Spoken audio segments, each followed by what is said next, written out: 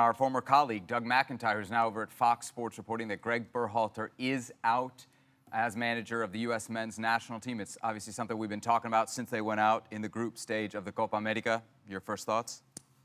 Expected.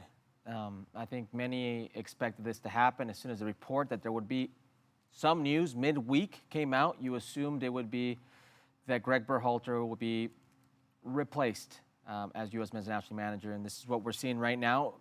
First off, you never want to see anybody lose their job, right?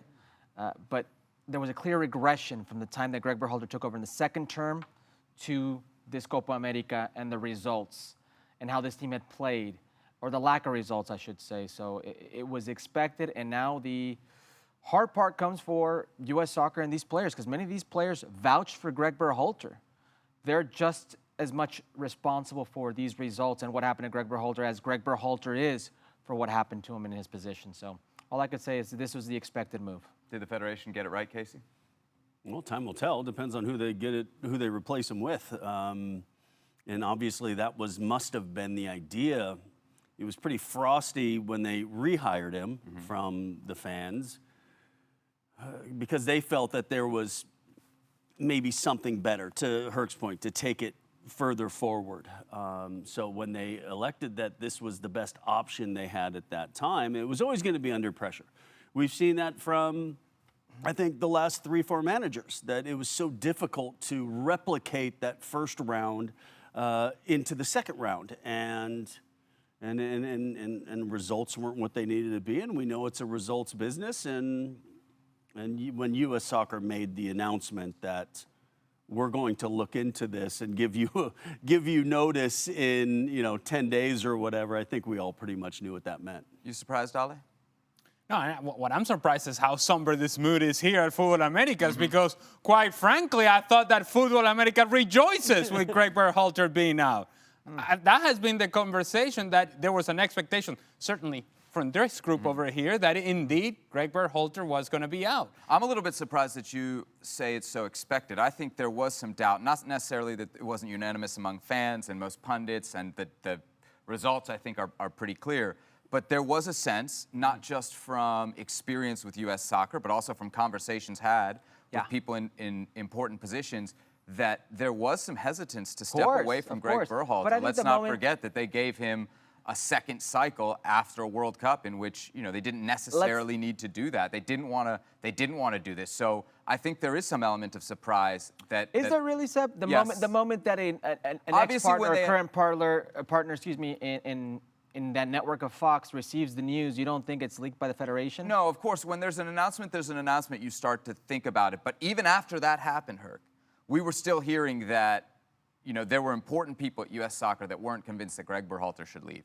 Is that fair? Very fair. So, very fair. But once you get the announcement that there's an announcement, what do you think is going to happen? Well, I think the point is here, the Federation has not always been so, with the notable exception of Jurgen Klinsmann, knee-jerk. They've certainly not been reactionary to the fans. I think a lot of this pressure have they not? Bob Bradley, Sunil Gulati let him go after a Gold Cup final. You think the fan pressure was the same there compared to Klinsmann that's not what you said. Now? But that's not what you're saying. That's what I think is You're talking about this. knee-jerk. There have been knee-jerk reactions from the Federation for a long time.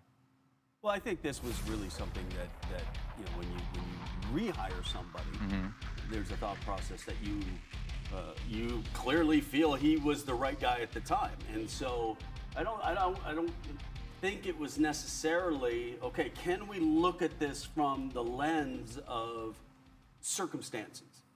And I think they wanted to look at that, and they wanted to, and I think they also wanted to gauge kind of the public's reaction as well. Give that a little time to see if it would die down, and if there would be more voices saying, "Hey, look, it wasn't that bad. It hasn't been that bad. I think the path is right." But, that didn't happen. It was a real pile-on at that stage, where I'm hearing from, friends and family that were in bars and doing stuff. And it was people that really have very little kind of day-to-day interaction with the sport.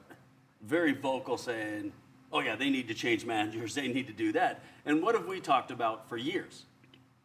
The more mainstream the sports gets, the more, water cooler matches are, the more you're going to have to lead down the court of public opinion. And that is something that every big footballing country deals with, every big sport in America deals with. When their NFL team or whatever isn't getting the results, it's, oh yeah, manager this, that and that. Oh no, hey, wait a minute, look at that result, and yeah, let's give them a little more time. But when it was very clearly, the Federation, I think, judged that public opinion was against them.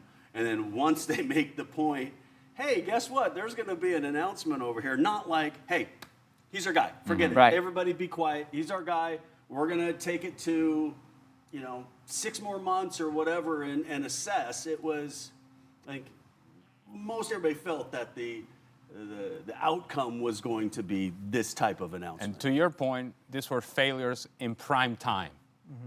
Open signal for everybody to watch in a tournament that had been billed as what we thought to be an appetizer to the World Cup, right? That this is what we're going to see, what the U.S. is going to do in the World Cup and how they stack up against top teams in this region, and potentially how will they stack up against teams from Europe coming to the World Cup.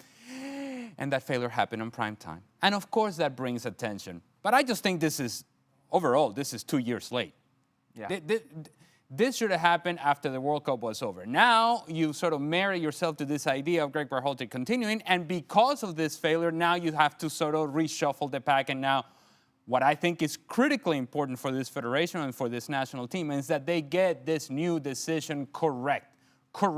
That they're able to figure it out. What is it that they want to do? What is the path going forward? And who is this manager that will indeed get the most out of these players, get the best out of these players, and gets excitement around this national team to rebuild some of what has been broken down. But my big worry is this big narrative of the managers they've been throwing out, even since before they even rehired Gregg back.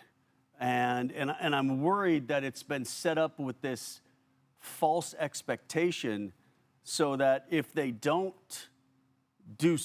aren't able to complete this crazy notion that it's going to be a Zidane or a Mourinho or a Klopp or I mean, why wouldn't Pep leave Man City to come to and coach America in the World Cup? So it's almost like whoever comes in, if it's not one of the elite at this point in time, there's already going to be a disappointment, and I think that's unfair.